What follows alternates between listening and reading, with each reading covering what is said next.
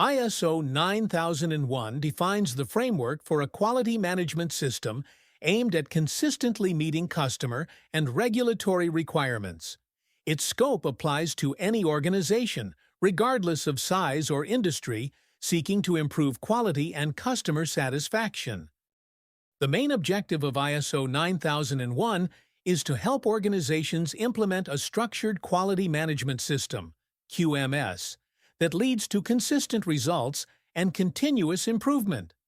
This system is designed to ensure the organization consistently meets customer expectations, complies with legal and regulatory requirements, develops a culture of continual improvement, applies risk-based thinking to prevent problems before they occur, maintains trust among customers, regulators, and stakeholders.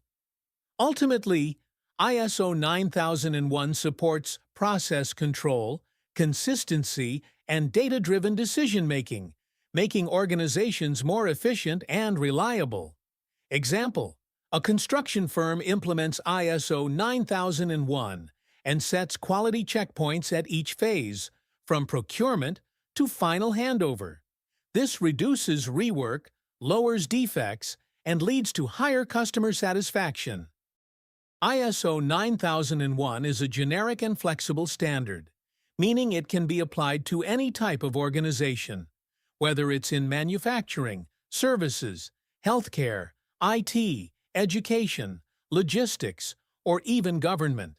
It's also scalable, making it suitable for both small startups and large multinational corporations. One of its biggest strengths is that it's adaptable. It can be integrated with other management systems like ISO 14001 for environmental management, or ISO 4051 for occupational health and safety. The process-based approach of ISO 9001 allows any organization to improve efficiency, ensure consistency, and boost customer satisfaction, regardless of the industry. Example: a hospital applies ISO 9001 to improve patient care protocols. An IT firm uses ISO 9001 to strengthen bug tracking and development processes for better product quality. Let's talk about the scope of ISO 9001 and where limitations or exclusions can apply.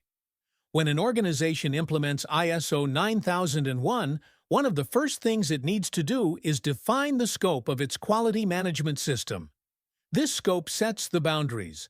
It tells us what areas, products, services, and locations are covered under the system. Now, there are 4 key factors that help define this scope. 1. Types of products and services offered. What does the organization provide? Is it physical products, services, or both? 2. Customer and legal requirements. What do the customers expect, and what legal or regulatory obligations must be met? 3. Internal processes and capabilities. What processes exist within the company, and what resources or expertise does the company have? 4.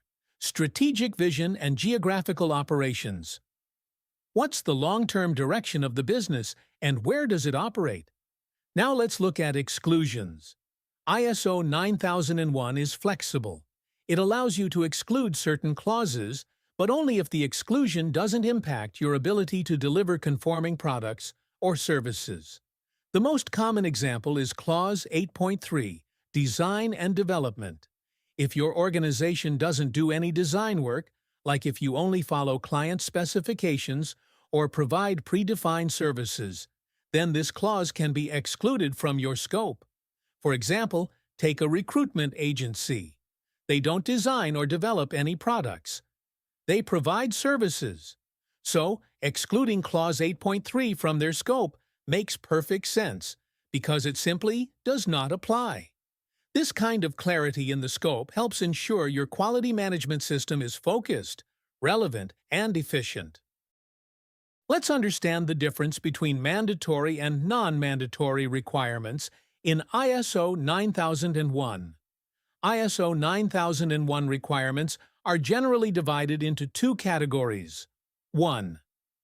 Mandatory requirements. These are the elements that an organization must implement to become certified. There's no option here. If you skip these, you can't be compliant with ISO 9001. These mandatory requirements include quality policy and quality objectives. These set the direction and goals for your quality system. Document control, Clause 7.5. You need a system to manage your documents and records. Internal audit, Clause 9.2. You must regularly evaluate your processes to ensure compliance. Management review, Clause 9.3. Top management has to review the QMS to ensure it's working and improving. Corrective actions, Clause 10.2. You must take action to address problems and prevent them from recurring. 2. Non-mandatory, discretionary documents.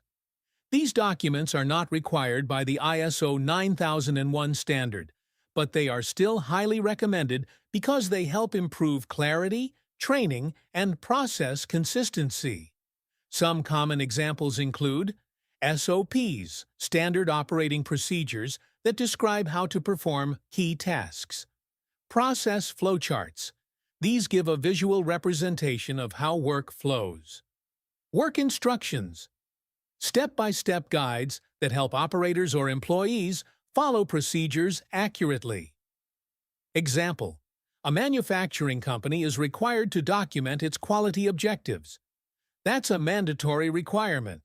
But to make things easier for employees, they may choose to create process flowcharts or visual guides. Those are non-mandatory but very helpful. So in short, mandatory equals required for certification. Non-mandatory equals optional but beneficial for clarity and training.